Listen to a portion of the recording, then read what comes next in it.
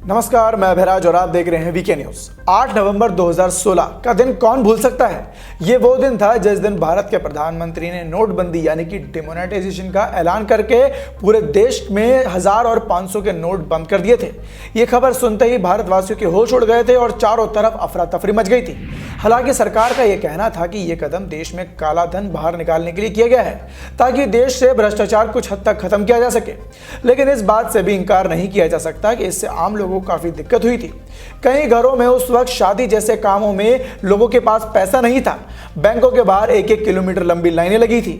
हालांकि देश की सरकार और प्रधानमंत्री ने इस बात के लिए जनता को आश्वासन दिया था कि थोड़ी तकलीफ सबको होगी, लेकिन यह कदम देश की भलाई के लिए किया गया है। तो आप सोच रहे होंगे कि आज हम 5 साल बाद फिर से नोटबंदी की बात क्यों कर रहे हैं। तो आपको बता दें कि एक बहुत बड़ी खबर सामने आई है। मिली खबर के मुताबिक अब देश में नोटबंदी की दूसरी लहर आने वाली है। जी हां, मामले की जानकारी देते हुए आरबीआई ने बताया है कि इस साल मार्च महीने के बाद से पुराने 100 और 10 और 5 रुपए के नोट चलन से बाहर हो जाएंगे।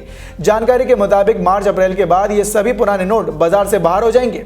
ये जानकारी आरबीआई के अधिकारी बी महेश की तरफ से दी गई है। तो चलिए अब आपको पूरी खबर से रूबरू कराते हैं और आखिर बताते हैं कि यह कदम सरकार की तरफ से क्यों उठाया जा रहा है। यह खबर आपको सीधे तौर पर प्रभावित कर सकती है। हालांकि इसमें घबराने की कोई बात नहीं है। रिजर्व बैंक ऑफ इंडिया ने इन सभी 100, 10 और 5 रुपए के पुराने नोट को वापस लेने के लिए एक योजना पर काम कर रही है, जिसमें लोगों को कोई भी परेशानी नहीं होगी।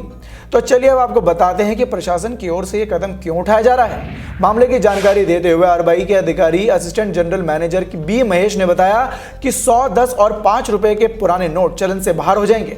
हालांकि इसमें घबराने की कोई बात नहीं है, क्योंकि इस बार रिजर्व बैंक मार्च अप्रैल में इन्हें वापस लेने की सुनियोजित तरीके से योजना बना रहा है।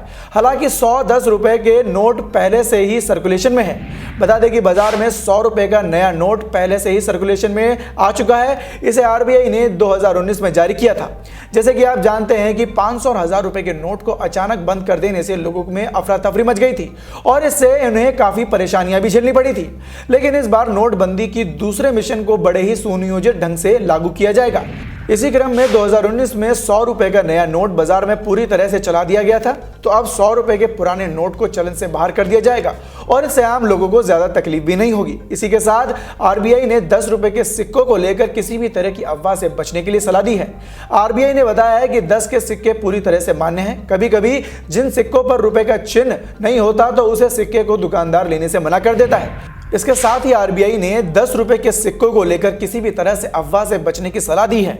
आरबीआई ने बताया है कि 10 के सिक्के पूरी तरह से मान्य हैं। कभी कभी जिन सिक्कों पर रुपए का चिन्ह नहीं होता तो इससे सिक्के को दुकानदार लेने से मना कर देते हैं। लेकिन आरबीआई ने साफ कहा है कि यह पूरी तरह से मान्य है और जो भी इन सिक्कों को लेने से इंकार करता है वो सजा पाने के लिए जिम्मेदार है।